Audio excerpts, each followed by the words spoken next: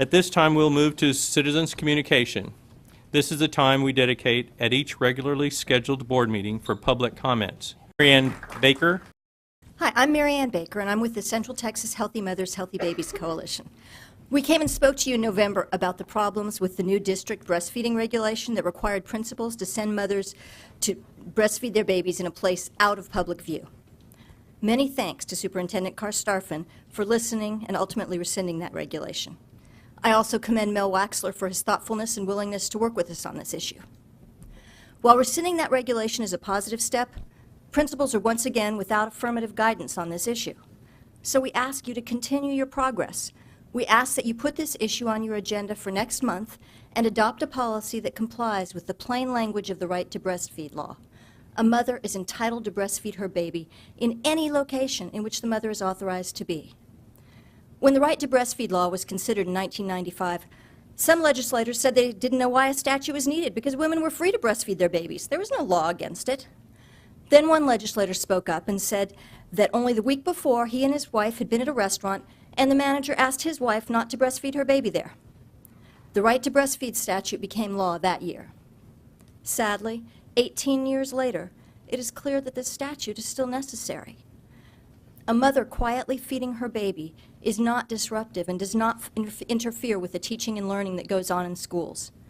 Someone might not like it, but that dislike doesn't turn a nursing mother into a disruption. AISD needs mothers. Mothers as volunteers, doing Friday folders, helping in the cafeteria. Mothers who participate in their children's education, attending conferences and class presentations. A mother can watch the class play and do the Friday folders while quietly nursing her baby. She can't participate if she has to leave the room. If you adopt a policy that complies with the law, then moms and babies are protected, and AISD wins too. I have some suggested policy language that I'll leave with one of your folks, and we ask that you set this issue on the next month's agenda and adopt a policy that supports mothers, babies, and complies with the law. Thank you. Barbara Brawn. My name is Barbara Brawn. I am the proud parent of 2 children in AISD schools, one of whom attends the Ann Richards School for Young Women Leaders. Breastfeeding is universally acknowledged as the healthiest way to feed a baby, but it can be a daunting task. Lack of support from family and friends, widespread misinformation, and inadequate maternity leave present barriers that can be difficult to overcome. But according to a recent study, the greatest barrier to successful breastfeeding for 40% of women is concern over nursing in public. Texas's law protecting a baby's right to nurse wherever his mother is otherwise authorized to be has been on the books since 1995. Unfortunately, store managers, school principals, and others in authority still flout the law and ask mothers to breastfeed in private, usually a bathroom, conference room, or other area away from the activity in which the mother is participating. The usual justification for asking a mother to move is that by breastfeeding her baby, she's making other people uncomfortable. Having her move out of sight seems like an appropriate compromise, doesn't it? Not when you realize that the same logic underlay the once common separate but equal policies that we now consider morally reprehensible. In the words of one mother chastised for breastfeeding in a restaurant, it's like saying Rosa Parks still has to sit at the back of the bus, but we'll give her a pillow so she's comfortable back there. The Texas legislature recognizes the importance of protecting the rights of mothers and babies to breastfeed anywhere and everywhere they are otherwise authorized to be. It's time AISD followed the law and did the same. I urge you to adopt a breastfeeding policy that reflects AISD's commitment to following Texas law. Thank you. Thank you. Lauren Reyes. Good evening, board members, ladies and gentlemen. My name is Lauren Reyes, and I'm in the healthcare field, as you can tell. I'm a lactation consultant. Please accept my deepest thanks for rescinding the previous breastfeeding policy that segregated breastfeeding mothers from the public view. I also thank you for siding with Texas law, which expressly confirms a woman's right to breastfeed in any location she is otherwise authorized to be. It is now time to take the next step towards ensuring that no other woman will be discriminated against in any AISD facility for breastfeeding. It is time to create a new policy that aims to educate and direct staff and visitors to honor the law. From a public health perspective, it is clear that breastfeeding gives children the best start in life and thus an advantage when they start school. The fact remains that, and I quote from the Surgeon General's call to action to support breastfeeding, many mothers in the United States want to breastfeed and most try. And yet, within only 3 months after giving birth, more than 2/3 of breastfeeding mothers have already begun using formula. By 6 months postpartum, more than half of mothers have given up on breastfeeding. So why are American women not meeting their goals for breastfeeding? One major reason is a mother's community. Again, another quote from the call to action. A woman's ability to initiate and sustain breastfeeding is influenced by a host of factors, including the community in which she lives. A women's community has many components, such as public health and other community-based programs, coalitions and organizations, schools and childcare centers, businesses, and industry and the media. The extent to which each of these entities supports or discourages breastfeeding can be crucial to a mother's success in breastfeeding. I humbly ask this board to place the implementation of a breastfeeding support policy on next month's agenda. I thank you sincerely for all the work that you have already done in preparation for our final goal, mutual respect and support for breastfeeding mothers and their sweet babies. Thank you. Thank you. Gail Gresham. Hello. I just want to say thank you very much for allowing us to speak here tonight. And thank you very much for rescinding of the breastfeeding regulation that mothers had to be shielded from view. However, unfortunately, I stand before you annoyed and a little exhausted. Annoyed and exhausted that I'm still talking, and we're still talking about a mother's right to breastfeed in public. My name is Gail Gresham. I have been in public health for many years. I am now a lactation consultant in a local hospital. I'm president of Healthy Mothers, Healthy Babies, Breastfeeding Coalition. I'm part of Texas Breastfeeding Coalition, blah, blah, blah. I say that doesn't really matter tonight. I say that because I've been around and I've been dealing with the same issue for so many years. Annoyed, exhausted. But I am really here to speak on behalf of healthy families and the health of their babies and women's right to make that decision to help their babies get the best nutrition. Annoyed, exhausted, like I said, I've been around a long time, and actually I've had several of the very same issues within AISD. We brought it up before several years ago, and basically it was said to me that I went to a couple SHAC meetings, things like that, and the policies were going to be changing. That was many years ago. They said we're following the law, but here we are again talking about the same issue.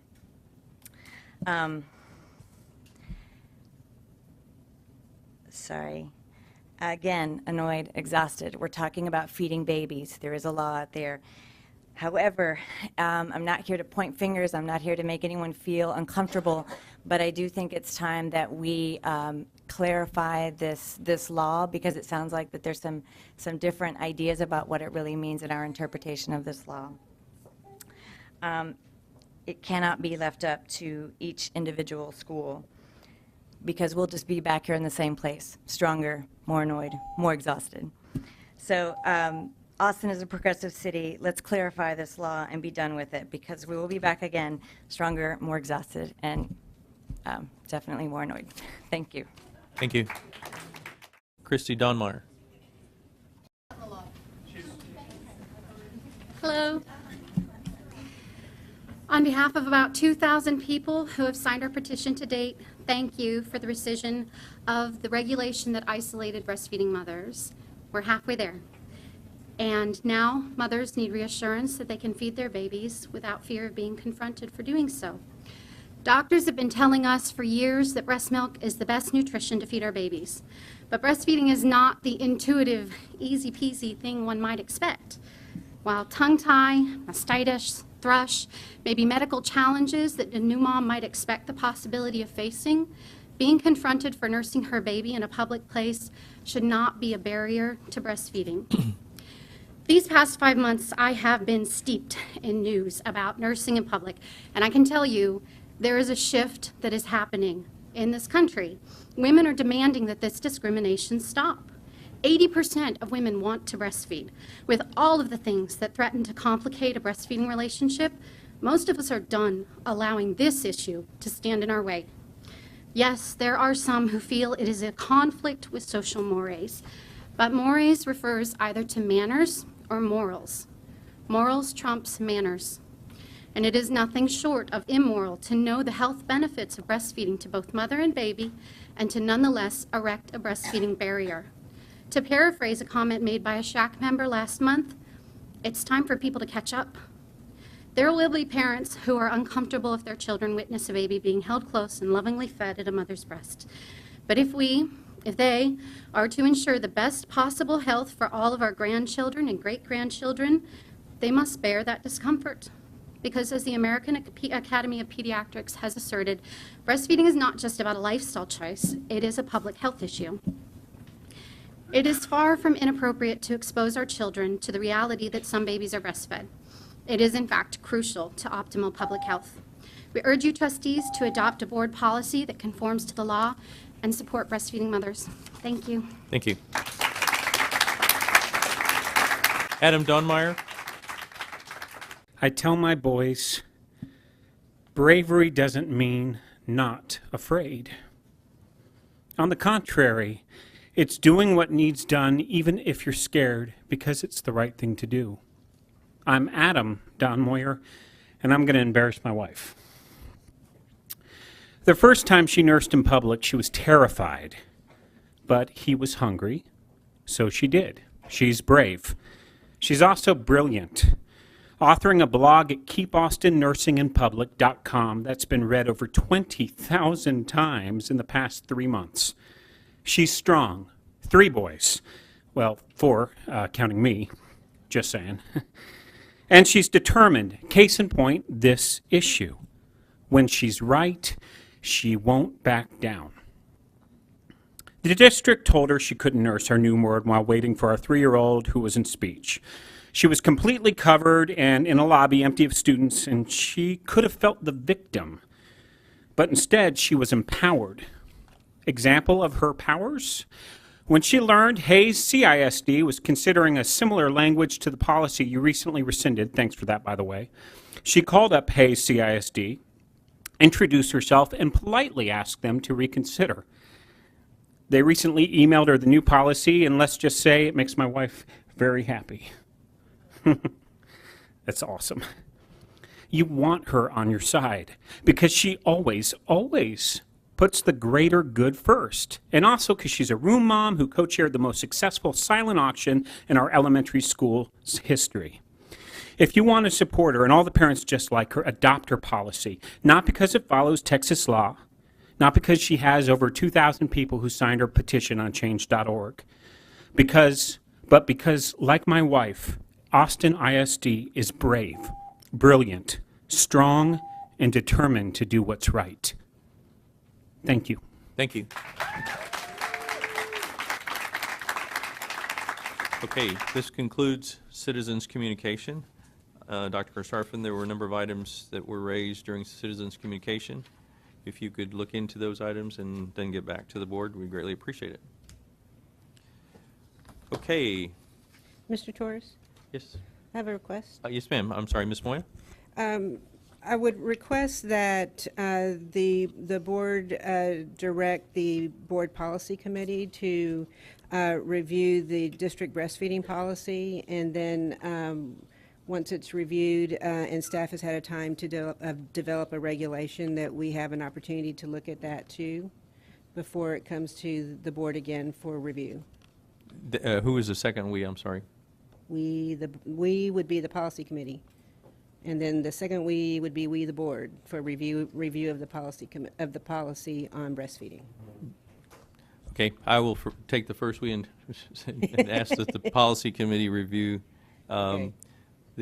and work with the administration on developing a policy. Okay, thank you.